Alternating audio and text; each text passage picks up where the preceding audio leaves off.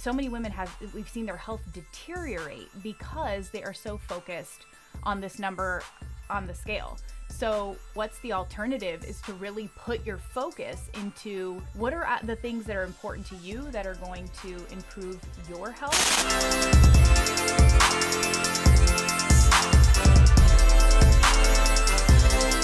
Let's talk about mental health, because one of the things you've been talking about recently, and just not just recently, but it's been a continued thing you put attention on, is that our mental health matters more than the number on the scale.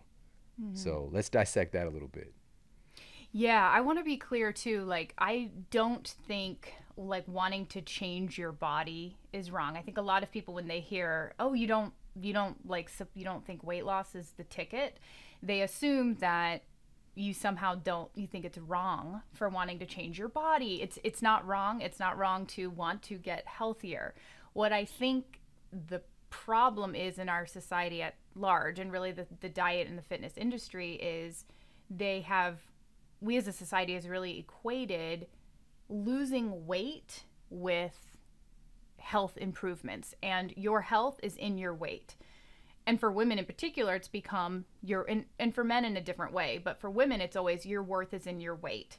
So your worth is in your ability to control your food and control your exercise and get down to a smaller size. And I just think this is, for far too long, the fitness industry as a whole even has really defined health by, can you get rid of your love handles? It's all about aesthetics, and it's all about, can we move the number on the scale? And for that reason, we have so many women who spend an enormous amount of time thinking about, how can I get the number on the scale to go down? And you know this, I know this, there are many things that you can do that do not improve your health that will move the number on the scale, just like there are many things that you can do that will improve your health that doesn't move the number on the scale. So it really isn't about, when we're so hyper focused on the scale, it's about, how can I get that number to move? And a lot of women, as a result, I was this person, this is what I did all throughout my high school and college and even early 20s. I prioritized things that would get that number on the scale to move because I believed that I needed to be a certain size or certain weight. And I thought to myself, if I could just get to this weight, then I would finally be healthy and I would finally be happy. We put so much weight, pun intended, on goal weights, and I really think, I saw my own health deteriorate, and I've seen this for so many clients and so many women. So many women we've seen their health deteriorate because they are so focused on this number on the scale. So what's the alternative is to really put your focus into what are the things that are important to you that are going to improve your health.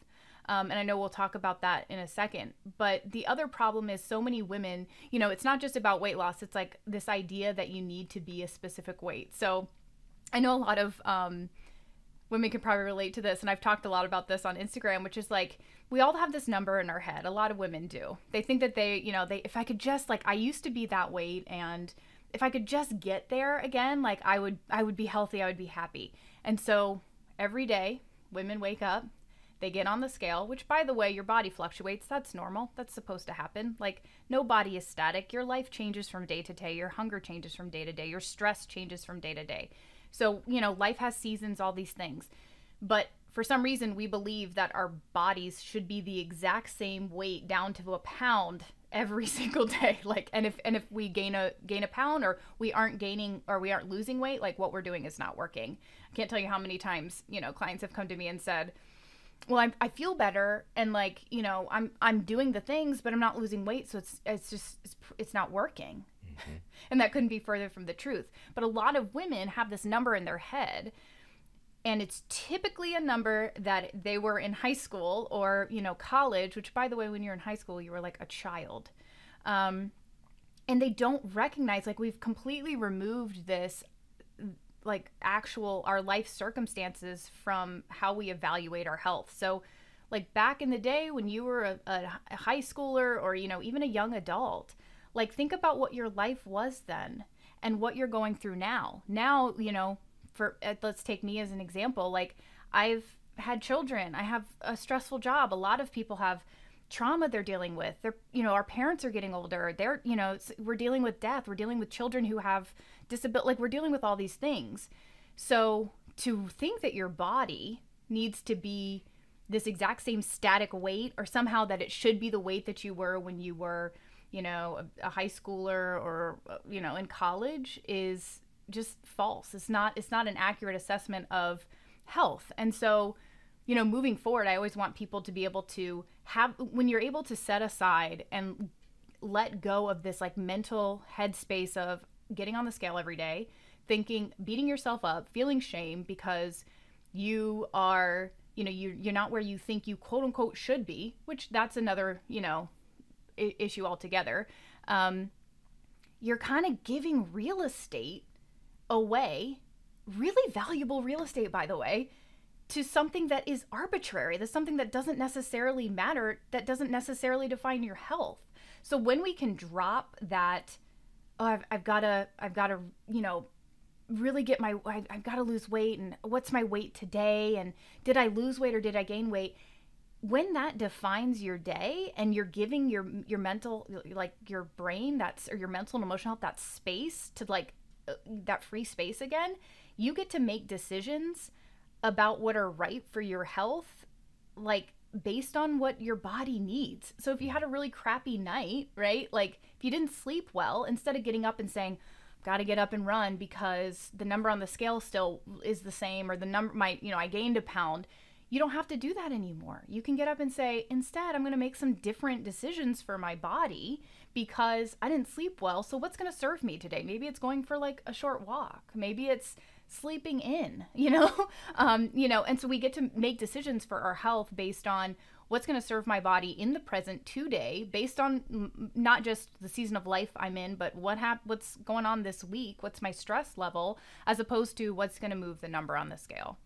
Yeah, I love that so much, and I don't think there's a device that has caused so much mental turmoil and suffering than a scale, Right. and tying our identity to that thing. And I love how you're tying it back to our ideals getting planted when we're in early education, for example, when we're in high school or college or whatever the case might be. And typically, what creates suffering is this schism between our life conditions and our blueprint for what things are supposed to be. Like, we all have this cognitive blueprint, like my weight should be this. Mm-hmm. And when your life conditions don't match that weight, it creates suffering, right? There's a tension there. And it could be a healthy tension, but odds are, because of this arbitrary number, or this number that doesn't actually tell the tale of are you healthy or not, are you well or not, it can create depression or anxiety or obsessive compulsive behaviors to try to get your life conditions to match up to your blueprint. And so oftentimes today, especially, we need to make an alteration to our blueprint. Our life conditions, if we're taking care of ourselves, if we're eating real food, if we're moving our bodies, if we're having healthy relationships, those life conditions are fruitful and they're going to bear out positive things for our health. But if we're just focused on that number, we're really missing the point. And so, yeah, just to kick it back to you on this, when that number isn't giving us the feedback that we want, what have you seen as far as, the people that you've worked with, the people that you've talked to, and how much turmoil that creates for them psychologically? Yeah. It's so interesting, actually, because I think people have a huge disconnect between like what we think about mentally and how stress and mental and emotional stress actually impacts our physiology. Yeah. So I did a little poll recently and I said, what is stress? Is it physical or is it mental? Now, I think you and I know, and a lot of your community knows, stress is anything that, it's very physical. It's our body responds.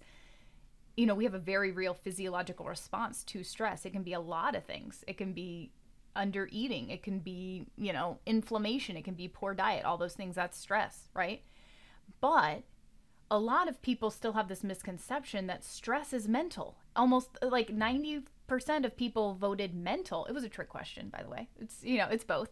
But almost everybody voted mental because they think, oh, stress is just what I'm thinking. It's in my head. But they don't make this connection that the stress that you experience in your head changes your physiology. That is a stressor. That can actually cause inflammation. That can cause, a chronic cortisol production, which therefore then can impact every other hormone in your system. Like it can lower progesterone, it can reduce your fertility, like all those things. So if you're spending the majority of your day thinking that let's not even say the majority of the day. Let's just say you're getting up in the morning and you see a number again that you don't think you quote unquote should be, that you're not feeling it. You're just like, oh, I wish I could see that. You somehow, you only think that you're progressing if that number is going down, and that number is not going down. That's how you're starting the day. You're starting, and then you go in front of the mirror and you beat yourself up in front of the mirror and you're kind of picking apart little things about yourself. That carries with you throughout the day. That mental and emotional stress is stress on your body. It's a little cortisol, it's a little bit of frustration, it's a little bit of depression, it's a little bit of anxiety and worry. And so then those feelings about yourself carry into the rest of your day and what you're doing. So it impacts what choices you're making with food. For a lot of women, it's okay, I'm not going to eat breakfast. Maybe I'll just skip it. Or I'm going to have an extra coffee as opposed to like fueling my body. It's I'm at the gym, I'm going to do a little bit extra work. And then you get to the gym and you look at yourself and you're like, oh, I didn't lose weight today. Like I still look bad, So it's all these, it's not just, getting on the scale and looking at the scale and feeling bad about yourself. It's laced throughout your entire day, which therefore impacts not just your life experience, how you're feeling about yourself, but also your physical health, and then the choices that you make thereafter. That's why, when I get clients to remove the scale from their life, look, I don't think it's terrible. Like if you want to use the scale and it's like your comfort and you feel like, if I don't use the scale, like I'm going to lose control, like that's a whole other issue in and of itself, right? It's sometimes people like to use that as a marker. That's fine. Ideally, you would get that out of your life so that the other biomarkers of health, the other things that we know are more concrete, are more important to you, will be able to take shape, and you'll be able to like actually intuitively follow those and feel those. Like, for example, you'll be more aware of your sleep quality. That's an incredible biomarker of health that a lot of us don't track. When you have crappy sleep, something's probably going on, right? Like whether it's your physiology, whether it's your health, whether it's your stress. So we get to tune in. That's one way that I tune into my health is like, how's my sleep? And if I can't fall asleep or I'm waking up in the middle of the night, like I know I need to change some things because my body's being exposed to stress. How's your energy levels? Are you feeling better? Like, do you have fatigue? How's your blood sugar regulation? Do you have that 3 p.m. crash? If I'm feeling shaky, like, something's off. Maybe I need to drink some electrolytes, or maybe I haven't fueled properly today. So being able to remove the scale allows us to get in tune better with our bodies and say, okay, I'm trying to evaluate here, like how do I feel, what does my body need? And you can actually do that as opposed to fight your body constantly, which is what happens when we put too much focus on the scale. Yes, you just said it too. Our bodies are constantly giving us feedback, and we're often focused on the wrong thing instead of paying attention to all this innate feedback. And one of the things I want to make sure, I'm so glad you did this. I didn't ask you to do this. You pivoted right into the thing that I was going to get to, which is how stress, because I'm talking about the scale causing mental anguish, but our mental anguish can cause disruption to what we're seeing on the scale. It can totally mess up our biology, so much so. This meta-analysis, this was published in JAMA, right? Journal of the American Medical Association, one of the most prestigious journals in the United States. It was JAMA Internal Medicine. And they noted that upwards of 80% of all physician visits are for stress-related illnesses, stress-related diseases, which is essentially all manner of disease. but we put stress into this very strange box. Like you said, it's a mental, we think it's mental, but it is physiological. It's a biological response. There's a mental and physical component. Those stressful thoughts that you're having is changing the chemistry in your body instantaneously. It's changing the hormones you're producing, the neurotransmitters. It's changing your digestion. It's changing your entire cellular function. And this isn't to put us in a state of neurosis about it or fear. This is to be empowered, because your thoughts matter, and you have the ability to choose your thinking, and so often, again, we're steered towards thinking and being obsessed with stuff that matters very little, instead of the things that are the big movers in this situation. And so, to point this all back, and I want to ask you about this next, let's talk about some of the things that can improve our physical and mental health that don't necessarily translate to changes that we might see on that device. Yeah. Well, to take it back to what you love to talk about, the first is obviously sleep. So improving your sleep quality and the amount that you sleep can significantly improve your health. I think somebody I know wrote a whole book on that, so I don't need to necessarily dive into all of that. But, when we're thinking about, gosh, what am I doing before bed? Like that's one of the things that I've really had to look at, and I really get clients to look at is, okay, how stimulated are you before bed? What are you stimulating your nervous system? Are you wearing blue blockers? Are you on your phone? Are you scrolling social media? Are you working? Like, all of those things disrupt your circadian rhythms. So not just trying to get to bed early, but also really focusing on quality. Second, I'm just trying to prioritize. I think the second would probably be getting outside more and getting some sunshine. As I'm looking outside at the beautiful weather right now, I think so many people talk about getting out into nature, and we're like, oh, nature. But, we as humans were designed to engage with nature and the sunshine and plants and garden. And I can't tell you, getting your hands in the dirt is there's beneficial microbes in that dirt. And so, we're supposed to be outside. We're supposed to be getting good vitamin D. There's a reason that low vitamin D and vitamin D deficiencies are correlated with chronic disease. The second thing, now we're going to the third thing, I would say probably managing your stress. Now, this is not sexy. People don't like talking about managing their stress because it usually means that they have to say no, which will be my fourth thing, saying no. But I think when we have a society that is incapable of, we have a ton of stress being input into our lives, and people don't know how to manage it. And managing it really is a collective, variety of things. It's being able to be in tune with our body and what it needs, which goes back to, eliminating the scale as a biomarker of health and really focusing on other things. But, being able to meditate, take time away, we're always connected now as a society. And I really think that it's just totally degrading our mental and emotional health and our ability to manage stress, because previously when we'd feel stressed, maybe we'd go outside, we'd talk to a friend, we'd walk around. I was a kid in the 80s. We didn't have a whole lot to entertain us, and we had a lot of downtime. We had a lot of time to be bored. And nowadays it's like we can't take a second of boredom. We're on our phones, we're scrolling, everywhere we go, everything we do, we're in the car. You see kids get off the bus nowadays. Every kid's getting off the bus looking down at their phone.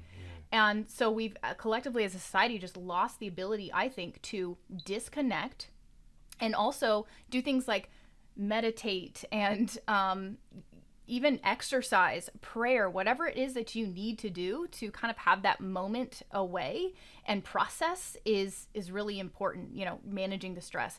Fourth thing I will say is saying no. We live in a society that celebrates productivity. It celebrates the hustle. It celebrates, what are the things that you're producing, that you're doing.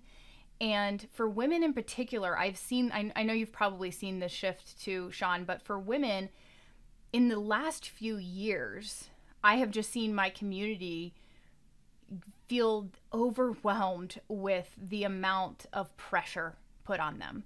women all of a sudden had to school their children from home when they didn't, trying to get them to look at a screen all day. They are supposed to have like a really great side hustle, successful business, take care of the kids, make sure they're cooking healthy meals, make sure they're not, killing the world and, not participating in all these things, sustainability and all, like, these are all good things, right?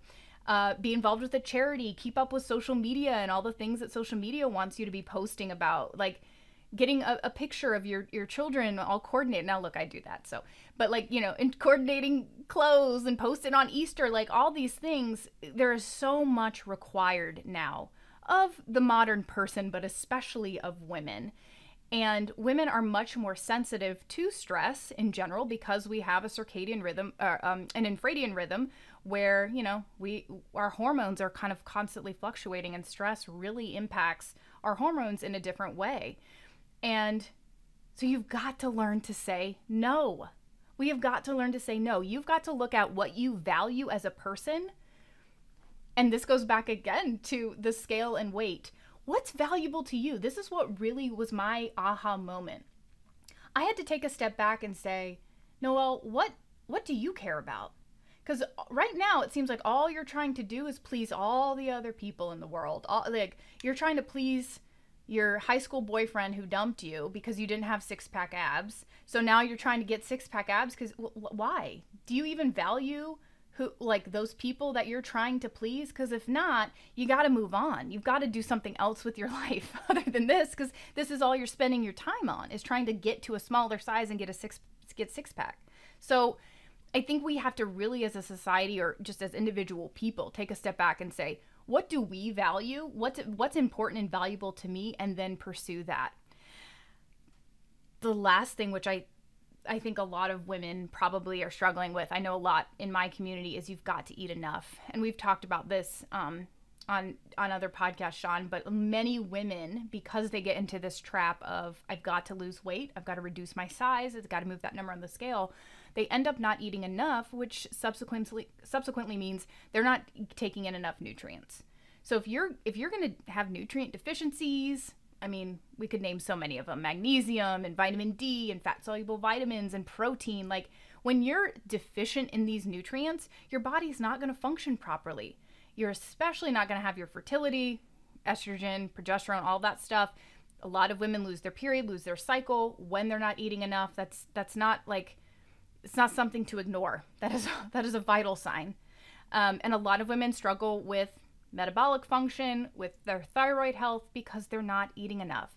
And it's really because our society has worshipped weight loss, controlling your food, making sure that you're not eating too much, in quotations, and you're cutting your calories. We obsessively track. We think that we have to be in such control, so we obsessively track everything that comes into our bodies, and we think that our bodies need to eat the same amount of calories every single day.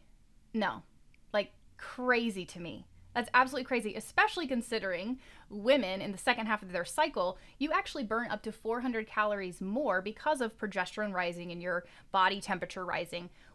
Your metabolism actually burns more calories in the second half of your cycle, yet we fight it and we think, what's a special trick I need to do to, like, make sure that I'm not eating more food or more carbohydrate in before my periods? Like, just eat. You need those calories. That's okay. You can eat.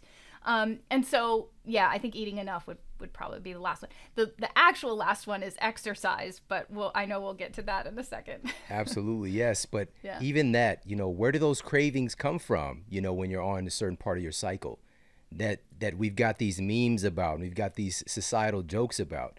No, your body is giving you feedback again. And we can make good choices in those moments. But if you already have this cognitive barrier where I'm supposed to be eating like I'm 5 years old, or maybe 7, that's my caloric intake in order to get to my goals, what's going to happen is there's going to be some disruption to your metabolism overall. It's going to suffer. And one of the biggest things that happens when we are deficient in these key nutrients, deficient in protein, deficient in eating enough calories, but this is not to say not being in a caloric deficit is not going to help you to lose weight. But what are you doing to your biology overall? Because one of the big things that happens is you lose muscle. Your body will use your muscle tissue as fuel. You know, this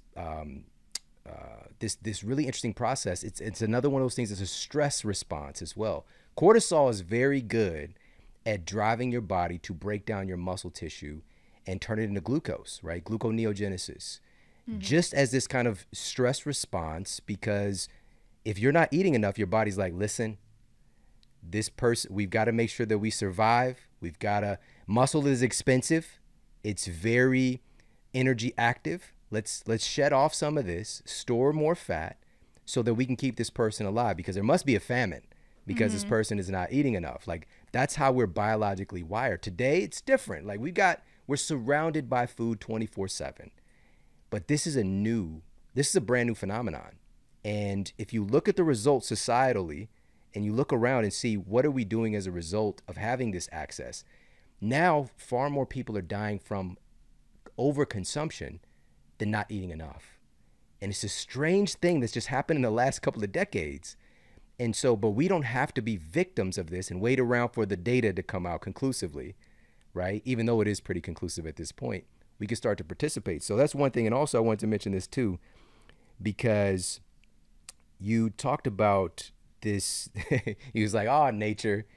It's so real. Like, I know. it's so real, because it seems like this very, kind of a quote hippie thing. Like, you're going to go outside, get grounded, put your feet in the, no, this is how we evolved. Like this concept of indoors and outdoors, like this is some new, we were a part of nature. And even when we're making things that are quote indoors, it's still, we're making stuff from the environment. Like humans are making stuff from nature, but we cognitively disconnect ourselves. And so what all of these things that you hit on, sleep quality, nature and exposure to, sunlight and fresh air, managing stress, being able to say no and manage our own psychology and our own time and eat enough. These are all things that our genes expect from us. At the end of the day, these are things that our genes expect from us. And this is another thing, is exercise. So you knew we were going to talk about this because, one of the great things about, like, I love how you put stuff in, you actually dictate it and actually put it into words, things that I might talk about or things that have been kicking around in my mind. I've been telling people this for so long, but you said it in such a succinct way. But let's talk about the benefits of exercise, like in the real world. We tend to think of exercise like that's the way to get that six pack. But what are the real benefits? And this is the crazy thing, again, that you said, why sometimes skipping a workout is actually the best choice to make. Yeah, so controversial. Never miss a Monday. It's like, yeah, I'm gonna miss a Monday if I need to. Thanks though. Interestingly enough, I came across this data maybe like 5 or 6 years ago, and I found it to be pretty compelling. I didn't realize how compelling it actually was for people to hear this. And it was essentially a study, it was out of Cambridge, that said, and the conclusive result was, exercise improves your health whether you lose weight or not. And people were like, what? Like, this is amazing. And essentially what the study was showing is that if you have a BMI that's in the overweight category, and you start exercising, you start moving your body, you start strength training, whatever, and you don't lose weight, you still have significant and profound health improvements. And the study also talked about how people in the normal BMI category, many of them who are sedentary, I think it was like 30% of people in the normal BMI category are actually unhealthy. How do they know that? They looked at their other biomarkers, not just their weight. So they looked at things like their inflammatory markers and, what their blood pressure, cholesterol, insulin sensitivity, all of that stuff. So we know that if you just actually, and I will say this, I don't want this to turn people away, but like, exercise is actually kind of a crappy way. If you're just going to lose weight, you're like, I'm going to start exercising. Like, not the best idea. If you really want to like move that number on the scale, exercise actually improves your body composition. It improves your health. It gets you stronger. But for a lot of people, when you start growing muscle mass, like, that's not going to positively influence the number on the scale, but it does positively influence your health, your metabolic function, all of those things. And yes, it obviously can if you if you know, I think of weight more as a side effect, not necessarily the thing that is causing the problem, if that makes sense. So yeah, if your body's getting healthier and you're naturally kind of, your body will naturally be where it needs to be weight wise, and exercise can play a part in that. But overall, it's not the best like weight loss strategy. Just because you're building muscle, you're getting stronger, which is a good thing. So exercise, where to even start? Let's talk about death. So exercise. Transition alert. Yeah, no, like let's just talk about the number one thing that we're all thinking about: dying. Exercise improves your mortality. I think it reduced mortality by 27% was like the latest research that I saw. And even when you do exercise in like very low activity levels, it's been shown to improve your life expectancy. So do we need to say more than that? Yes, we do. But like, that's huge. Like every time I look at the data on exercise, I'm always like even more excited about it, because it's just like, you want something that's going to like positively improve everything in your life. It's exercise and strength training, essentially. So let's talk about respiratory function. This has been, pretty popular in the last, 2 years. When we're talking about anaerobic and aerobic function, essentially that is your lung capacity, your heart, the strength of that, your endurance, and essentially your speed. So of course, exercise positively impacts all of those. And, lung function and heart function, separate from cardiovascular, fighting, absolutely exercise does. There's a lot of data about how exercise positively impacts your heart, and it reduces your risk of cardiovascular disease, of stroke, and all of those things.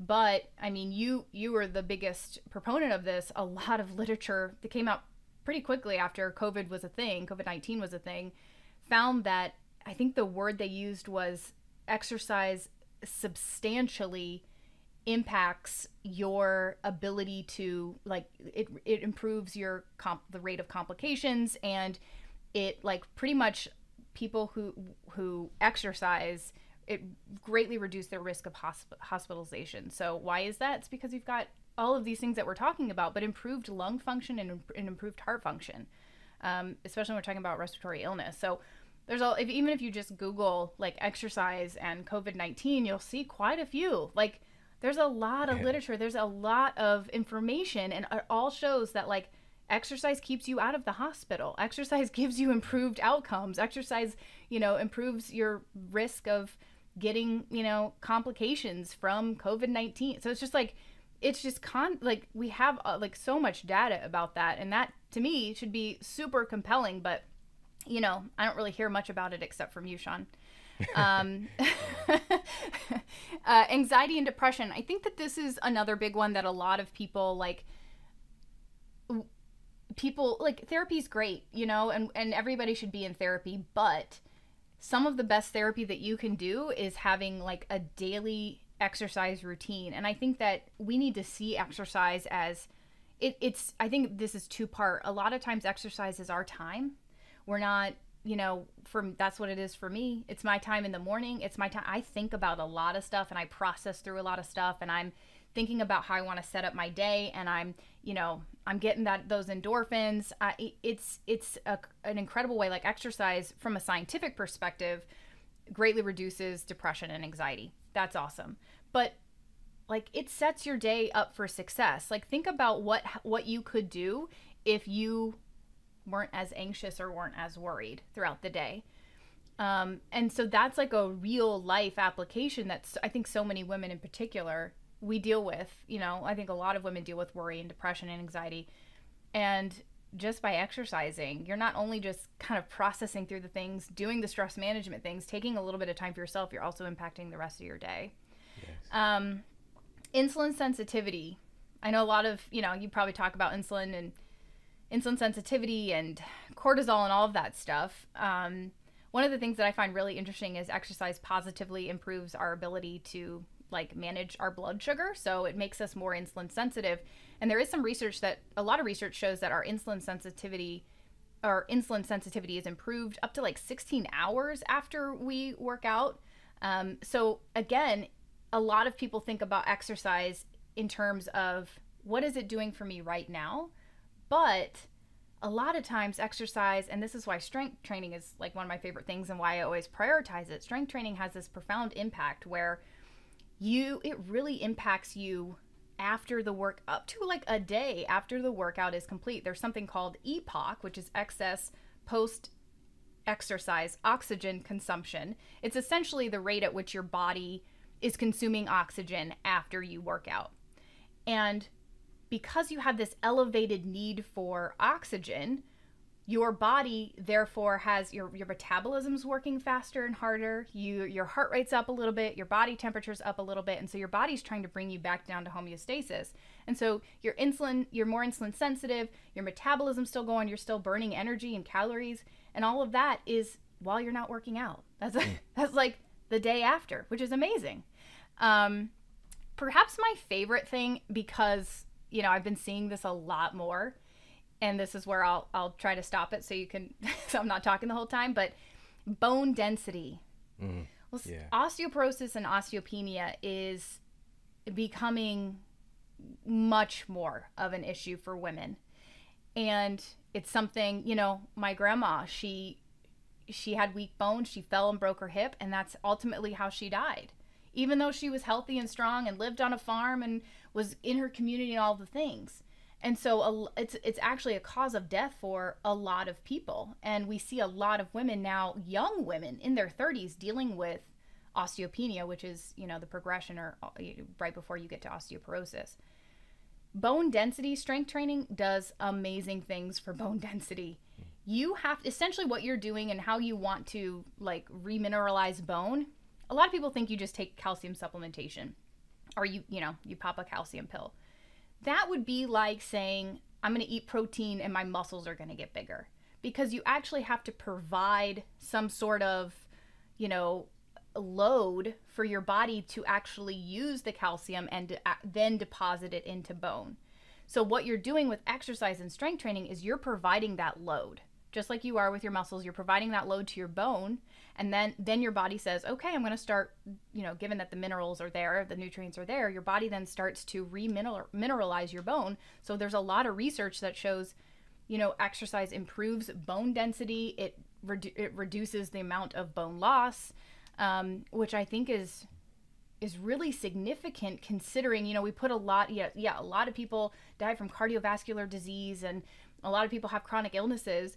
But osteoporosis and osteopenia, I think, is going to get progressively worse for our society, specifically for our generation, if we're not actually taking into account things like we need to be strength training in order to maintain our bones and our bone density. Like when I work out, I'm not thinking, what am I doing for myself today? I'm working out for my aging body.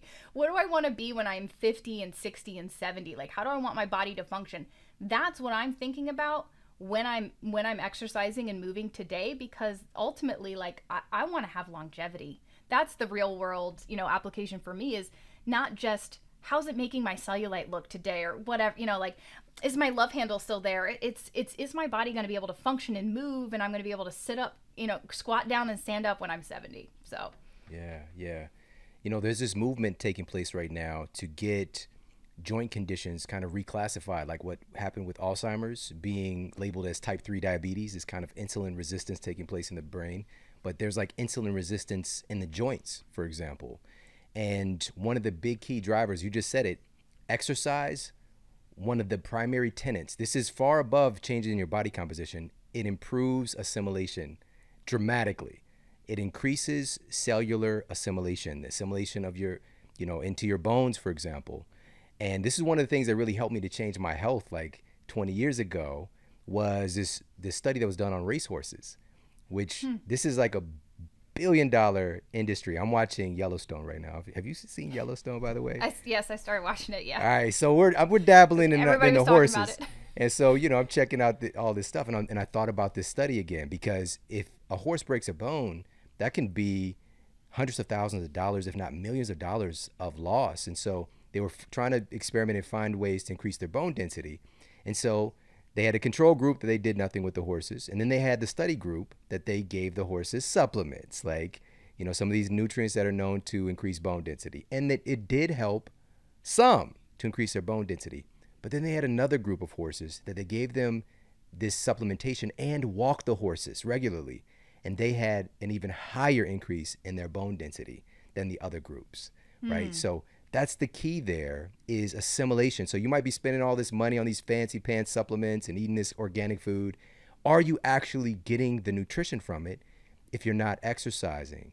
And so thank you so much for going through all these things. These are all these really remarkable benefits from exercise that if you're just looking at the scale as a result of your exercise, you could be like, damn you, scale, and just be pissed off and miss the fact that you're radically improving your health in so many different ways. But also, again, I love the fact that you said multiple times, it's not about the scale not being a metric that we can utilize, but it's in our culture. It's become something that's been obsessive in taking a priority in our perception of, are we healthy or not? Are we fit or not?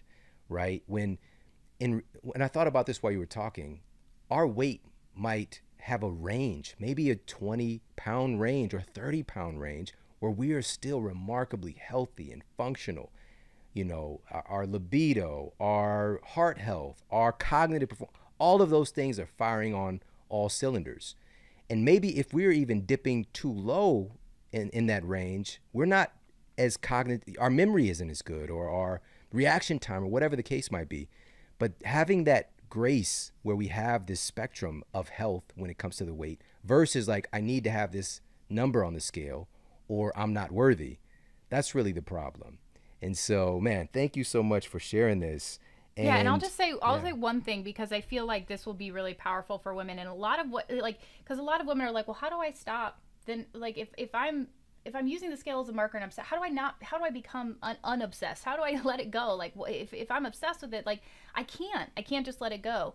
And to summarize what you just said is, you can be healthy at a variety of weights, period. So what you have to do is basically kind of like, I always think of like a DNA, healer. You have to unravel some of those lies and myths about health and weight and all those things. We've got to unravel them first, which is like, with conversations like this. And then you actually have to you have to put on new truths. You have to and these are things that are proven in the literature. It's not just mumbo jumbo. You can be healthy at a variety of weights. Your health is not a weight, nor is your happiness. Like, you don't all of a sudden become healthy and happy at a specific size. I can tell you that because like, I spent my life trying to get to a certain size, and when I got there, it wasn't good enough.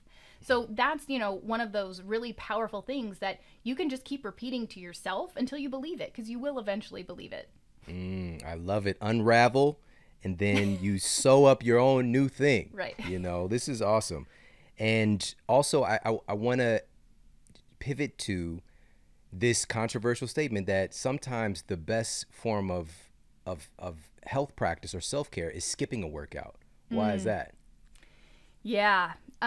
So I think in our culture we have, fitness is really interesting. They like to be super intense. And there was a, Fitspo going around when Pinterest came online, and still to this day, it's the same thing. There's still Fitspo. We still have influencers. You still got all this garbage in your news feed, which is essentially like, never miss a Monday. And if you have this plan, you need to do that plan. Sometimes you may have a really crappy night of sleep. Maybe your kid is sick. Maybe you just are really tired and your body is telling you, wow, I'm feeling extra fatigued today. Or, gosh, like mentally and cognitively, like, I'm not there. Something's off. Or maybe you just had a really sucky day at work, or, you're struggling with something with your kid or whatever. Like, life, right? This is every day. The healthiest way that you can support your body is sometimes to take off, skip that workout. That workout may not, exercise is stress. Okay. So we have to really, again, rethink about or reshape our thoughts around what is exercise. Exercise has these profound health benefits. Awesome, right? But you are exposing your body to stress. And if you are under chronic stress, it's only going to add fuel to the flame. So when, having this intuition and having a healthy relationship with your body and with exercise is being able to say, okay, I'm off. I'm not sleeping. I'm not feeling good. I need to take that workout out of the picture. I need to skip tomorrow. And doing whatever it is that you need to do to bring your body health, whether that's sleeping in, whether that's getting up and just going for a walk outside in nature, and getting the sun, whether that's meditating, taking some extra time for prayer, so that you can have balance with your body and not just be thinking, oh, but I got to do that workout. I got to expose my body to that. What I'm thinking is I've got to expose my body to that stress. That's really what you're saying. And so you've got to be able to say, my body can't handle the stress today, and take it off. And subsequently, then you can come back the next day and be stronger. And a lot of times I get the question, well, how do I know what to prioritize? Prioritize the strength training, okay? That's all I'm going to say. If you have to skip a day and it's a strength day and your plan is to do, high intensity intervals the next day, do your strength training that day, the next day that you have the opportunity. If you got to take 2 days off, take 2 days off. Make it so that when it's time to come, when you're ready to work out, you're able to apply yourself in that workout and feel really good and energized from it. If you do a workout and you feel totally gassed and you're exhausted and you can't really get up from the floor, and then you got a twinge in your knee later that day, that's a good sign that you pushed it too much. You don't need to force fitness adaptations, because the truth is you can't really stop it. If you're doing slow progressions and you're slowly building, your body will respond appropriately. But when you expose your body to too much, that's when we start to see this rocky relationship of, I'm injured, or I've got my elbows hurting, or I'm not sleeping good, or my motivation is tanking. And that's what I want to prevent people from getting into, which was my life for so long, is don't let yourself get into that. Stop, have this healthy relationship where you can expose your body the appropriate amount of stress so that you can actually see the health benefits from exercise. Yes. If you're implementing the right stimulus, we're just talking about strength training here, and you're pushing the right buttons, the full adaptation can take several weeks, not just even days to like, I'm not sore anymore. Like, so if if you decide to take a day off for additional recovery and think that you're missing out because you got this moniker of no days off, your body is still adapting. If you're, again, leveraging those right points, and that's part of the issue, because being able to pivot, right? So, because I was one of those guys where, again, no days off. I got to travel. I'm speaking at this place. I'm a little embarrassed to say this. I was working out in the airport. I'd find a little corner somewhere and I'm over there doing lunges and push-ups and handstand push-ups, all the things. And I'm like, I got to get this workout in. I got to get this work. Rather than like, you know what? This is even a stressor for me, going up in this damn plane and the radiation and all the things. Like, and I'm walking, but now I'm like, I'm going to walk. I'm walking through the airport, doing this whole thing with this luggage. When I get to the location, I'll go for a walk. I'll get grounded, get some fresh air, get some sunlight if at all possible. Make sure that I'm hydrated. I start stacking conditions to do other things and just think that exercise is the end all be all, and I don't want to miss a day of this stimulation. And so even coming back from that trip I mentioned earlier, like in that day, that travel day, I'm not trying to find a place that I could fit in a workout. I'm just going to come in, reset, make sure that I can get back. I'm changing time zones. Let me try to optimize my sleep here. And then I can go the next day and maybe I can do some strength training and push it a little bit. Or I might just go for a long walk the next day or hike. Now I'm paying more attention to my body's feedback and understanding where should I position things instead of getting a workout and then driving a deeper hole. Because that's kind of what happens is It's like stress is like you're digging a hole, but you also need to fill that hole back up, So that's really the balance. And over time, you start to really create a very powerful foundation. Or you're just going to keep continuing to dig a hole that you could just jump in and bury yourself. Yeah, I've definitely been buried before, Shawn. Definitely been buried. And speaking of this, because you mentioned this a little bit, and I'll just throw this, we'll put this study up for people that are watching the video version. But, we're pretty close to Kaiser Permanente here in LA. And there's so many studies on this now, it's absurd. It's just like, it's kind of disrespectful to me at this point, because I've been talking about it since the very beginning. but Kaiser Permanente, and they're using such huge data sets, tens of thousands of people, not like 60 people in a drug trial, right? So this was almost 50,000 people, and they looked at their data of their exercise habits prior to contracting SARS-CoV-2, right? And they found that they looked at people who regularly exercise versus people who were sedentary. And the people who regularly exercise versus the people who were sedentary, the sedentary folks had a 2.5 times higher risk of dying from this particular virus, right? Not just 1.5 times, 2.5 times. It's very significant. And since then, more data's come out looking at specific forms of exercise. Like, what were people doing? Is it aerobic exercise? Is it strength training? And come to find out, it's both. Both. Doing both, having both implements creates the best outcomes, dramatically reducing your risk of infection, reducing your risk of hospitalization, and dramatically reducing your risk of death when you have a protocol that includes both of those inputs that, again, our genes expect us to do. Our genes expect us to have load-bearing movements, and our genes expect us to have, quote, cardiovascular movements, which is really just getting our blood pumping and getting our heart doing some work and just moving in the world. One of the best forms of cardio that's not talked about enough is simply just going for a walk, you know, and getting that biological feedback. So I just wanted to point that out. And also I want to ask you about this because you said this word, you said the C word, Noelle, when you were talking. You said cellulite. All right. There's a big stigma behind cellulite. We got to talk about this. Yeah, it's one of those things that is so normal about the female body, and men get it too. It's so normal about our bodies. It's the way our skin looks, and women in particular are more prone to it for a variety of reasons, which I'll get into in a second. But really, what's happened is the diet and the fitness industry has made it a marketing tactic. That's what it is. Yeah. Everybody's got it. If they can make you feel shame for having it, you're going to want to do anything you can do to get rid of it. Buy a cream, do a 12-week cellulite reducing program, which, by the way, you can't like spot reduce cellulite. It's not actually a thing. Whatever, you know, there's lymphatic massage, lymphatic flow, improving lymphatic flow, improving collagen in your skin, like all of those things. Those are good things. If you want to do that, great. But your cellulite is not a problem. It's not a problem you need to solve. It's not a problem that you need to feel shame about if you have it. Women have it in particular because of how our connective tissue is formed. So if you were to look at like our skin, our connective tissue is vertical, whereas with men, it's like more of like an X.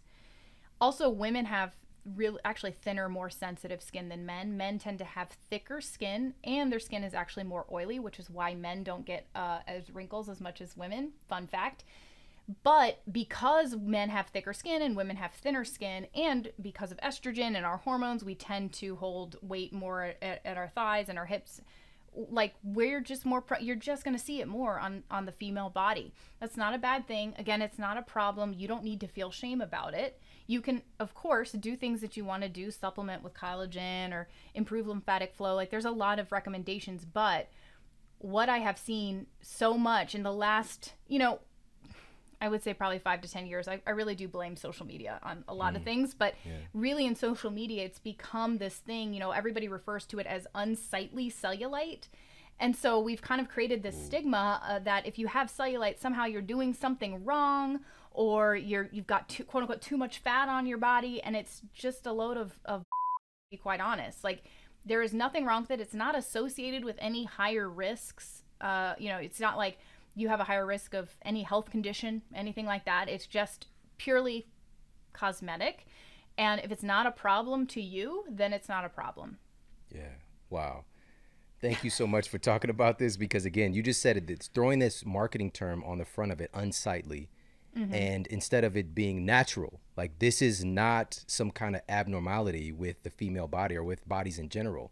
This is just one of those things. And also, you mentioned with women tend to carry significantly more subcutaneous fat, right? Which is one of the reasons ironically, the women tend to live longer than men is the subcutaneous fat versus visceral fat that men have more of a tendency towards, right? So it's this protective mechanism, and it's also a part of our nervous system, right? Our skin is like that outside association with the world. And also it's sending data, like there's so much data transport taking place and information transferring throughout the body. And as you mentioned, also women tend to be more sensitive to stress. Like we can go on and on. There are biological, amazing reasons for this, but then we see the dimples and we're like, you're broken. No, it's just not like that. And, you know, with this conversation, but also it's same thing with stretch marks, you know, like these natural things that we're talking about. The vast majority of people have these issues. Even incredibly fit people. You might see a woman on social media who's got, you know, 18% body fat, incredibly low body fat for a woman. And she's got stretch marks and she's trying to hide it with the positioning, with the lighting, the whole thing. You know, she's like, you know, got the tiger stripes, right? And she's just like, I don't want people to see this and think that I'm not fit. When in reality, you know, I think about the comedian Cat Williams. He was like, if you got stretch marks, all that means is you were big and got little, or you were little and got big. That's it. You know, it's just the body adapting, and it's beautiful. It's wonderful. That's part of the problem, is being led to believe that our bodies are supposed to be one way. And now there's this movement taking place, and this, I want to ask you about this, towards body acceptance, which is wonderful. It has a wonderful foundational tenet to it and a wonderful premise. However, I think that what can get lost is our bodies don't have to be some prototypical, superficial, cookie cutter way. However, we do need to strive for health and to support health, because your acceptance of your body, and maybe you're in a state now where if you're using the scale, you're 100 pounds overweight and you're insulin resistant and you are expressing early symptoms of Alzheimer's, and we have to have both, is my belief. So I just want to hear your perspective on it. Yeah, I think that's important. I'm at the position right now where, you know, whatever you want to do with your body is your business. So if you we got to pause. I got to clap. We got to pause. All right. Like, okay, continue. If you want to get healthier, awesome. You do that. If you don't, and you're okay with, and that's what you want to do with your life right now, great. You do that too. I think body acceptance is a really important piece for women in particular, because we've been told for so long to hate our bodies and to make changes from a place of hate, from a place of shame. And so we're able to kind of reverse that narrative and say, okay, I accept my body. I don't have to hate it. I don't have to think, I can see my body outside of a size or a shape or what it looks like. Like, let's just change the conversation away from looks for a second. Like, there's so many other things that you can use to evaluate yourself. Like, even with my daughter, I'm really practicing with her. If, oh, you're so cute. You've got a little, like, unnamed people like to come in and say, look at her little waist, and oh, she's already got abs. And I'm like, cut it. Because I don't want her to think that her body is just about what she looks like. I want her to think about it, and her as a whole being, how she moves and what she's able to do and what her body does, and that she's a kind person and she takes care of others and that she serves others. Like, I want her to see herself. That's not how I want her to define herself. And so I think that a lot of this body acceptance movement is, let's stop focusing so much on the number on the scale and our pant size. Embrace where we're at right now and start taking care of ourselves, if that's what you want to do, taking care of ourselves and our health from a place of, I really appreciate that my body's on my side and that it's fighting for me, because it is. Even if you don't feel like it is, it is. And so I'm going to work with myself. I'm going to stop beating myself up and hating my body just because it doesn't look like what society says it should look like, and start approaching health from that place, which is a much more, mentally, emotionally, physically healthier place, as opposed to, I can't accept myself. I hate myself. I need to make changes. I don't fit the mold. So, yeah. Thank you. I love that. Thank you. So another thing that you mentioned just throughout our conversation, but I want to circle back to it because it's so powerful, so important. You mentioned how during a certain phase of the cycle of a period, that the metabolism changes and the caloric expenditure even can change based on what time of the month it is for women.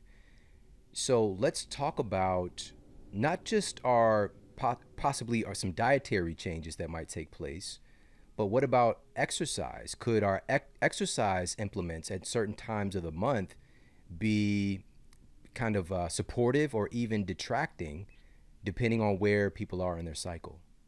Yeah, this is another really big piece, I think, when you're talking about taking care of yourself and your own body. For women, our cycle is a vital sign, and what we're feeling and how we're responding and how our body is responding to our cycle. So are you getting a ton of symptoms? Do you have cramps? Do you have low energy at certain points? Like, we've got to take that into account. Like, how long is your cycle? Is it arriving on time? Like, is it short? Is it irregular? All of those things we get to like learn more about and pay more attention to when we're not just focused on the scale. Because when we're focused on the scale, a lot of times that results in irregular periods, loss of period, all that, more stress, all that stuff. So really fascinating stuff. The women, we all have, something called an infradian rhythm. Men typically go by a circadian rhythm, a 24-hour clock. Women, we have, let's just say a 4, it varies, but it's about a 4-week cycle. And our hormones are changing in, every month. And our physiology changes every single month. I became more aware of this about 10 years ago when I was training for a marathon, when I thought I had to run to be fit. Now I don't. But I was training for a marathon, and I was noticing that my tempo runs when I had them scheduled at a very specific point. And anytime I would do that like harder tempo run that was longer, it was a longer tempo run is what it was. And I would get these horrible cramps during those runs. And I would sit and look at my calendar, and I was like, oh, I keep scheduling these like right before I'm about to start my period. So it became aware to me, I kind of need to like maybe I need to like plan my workouts around my cycle and see how that works out. And it turns out we don't have a ton, but we do have some literature that talks about how a woman's body changes and her physiology changes and how exercise relates to that. So 2 main phases: follicular, you ovulate, then your luteal phase. In the first half of your cycle, and this is now what I do, your estrogen is increasing. It peaks right when you ovulate. And ovulation, I think a lot of women will know, your libido increases, you tend to have more energy, you just have a little bit more zest for life, and that's thanks to estrogen. Also during that time, that is a prime time to do high intensity workouts and to do your hardest efforts. If you want a PR, that's when you do it. Your core temperature is a little bit reduced. You're actually also more insulin sensitive, so you're able to use glucose better. After you ovulate, something happens where your estrogen goes down, progesterone goes up.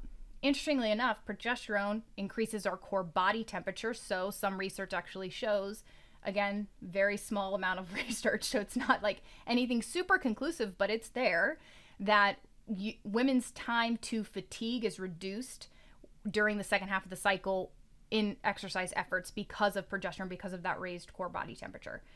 And another thing that happens, the second thing which we mentioned before, is your metabolism actually increases. Because your core body temperature increases, so does your metabolism and the rate at which you're burning calories. So you could burn anywhere from, I think it was like, 300 to 400 calories, the average woman, based on the average woman's calorie intake. You can burn up to 400 calories more per day in those few days before your cycle begins, when progesterone is at its highest.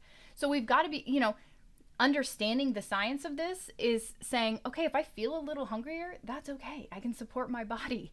And if I'm feeling like I can't push it right now and I need to schedule a few days of extra rest, or even better, already have pre-planned a down week, 3 weeks of you build, you peak, maybe you do some aerobic efforts, and then the 4th week, you're chilling, you're doing more rest, you're walking, you're doing whatever you want, Pilates or bar, whatever it is, lower intensity stuff. You can do that in that 4th week right before you start your period, and maybe that first day or two, and go with your flow as opposed to constantly trying to fight it and fighting your physiology. So personally, I love it. I do keep it in mind. Is it something that you have to be super like rigid about and stress about? No, that would defeat the purpose. But it's something to add to your toolbox. It's something to be a little bit more intuitive with and just say, I'm not feeling it today. There's a reason why, and that's okay. You don't have to fight it. This is some of the best information right here, because it's getting us back to listening to our bodies, paying attention to the things that are real and really timeless about us, about humanity, versus these very strange kind of logical fallacies, right? That like calorie intake should be a certain thing, for example. This completely ignores the fact that your body adjusts to different times of the month to its caloric expenditure, right? So these are epicaloric controllers. So these are things that control what calories do in your body versus calories controlling your life, right? Life is controlling calories and how your body associates with them. And one of those primary controllers is what's happening with your brain, because your brain is even helping to regulate those releases, with different hormones. And, a lot of that is taking place in that master gland, the hypothalamus, right? It's the integration of your endocrine system and your nervous system together. And it's also like that internal thermostat, adjusting your core body temperature is happening there. One of the biggest issues today that's just skyrocketing in incidence that's not really being talked about is hypothalamic inflammation. One of the biggest drivers of that is obesity, right? Venturing into a place where you're carrying an excessive amount of body fat and it contributing to inflammation in our brain. Again, if we're looking at actually getting ourselves healthy, we need to talk about getting our brains healthy. What are some of the things that do that? Movement, not for the purpose of changing the scale, but just getting your brain healthier, right? Getting access to natural sunlight, natural light exposure, and fresh air, and also managing stress. Oh my God. The hypothalamus, that's a master gland that's associating with the stress in your life. That's where all your stress load is going.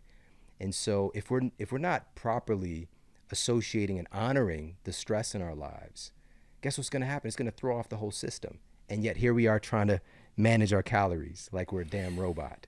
And we are not. We're anything but that. And so this is, again, you're so amazing. This information is so empowering and just so logical.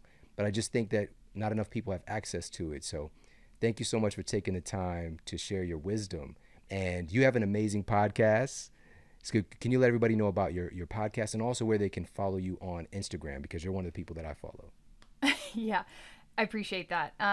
So my podcast is called The Well-Fed Women Podcast, and we've been doing it for maybe 7 years. I have a co-host, but she attends occasionally, and I do interviews. I've had Shawn, I've had you on twice, and it was some of my best episodes. Not gonna lie, I get the best feedback about my episodes when you're on. People, you and Shawn, man, they're just two, you guys are awesome. So I always appreciate when I get to have you on mine too. And my Instagram is coconuts and kettlebells, all spelled out. It's a lot of letters, so I'll let you go search it. And my website is coconutsandkettlebells.com. Hey, if you like this video, make sure to check out this video right here. That's my happy time, my me time. It puts me in the right mood for the day. It doesn't require a lot.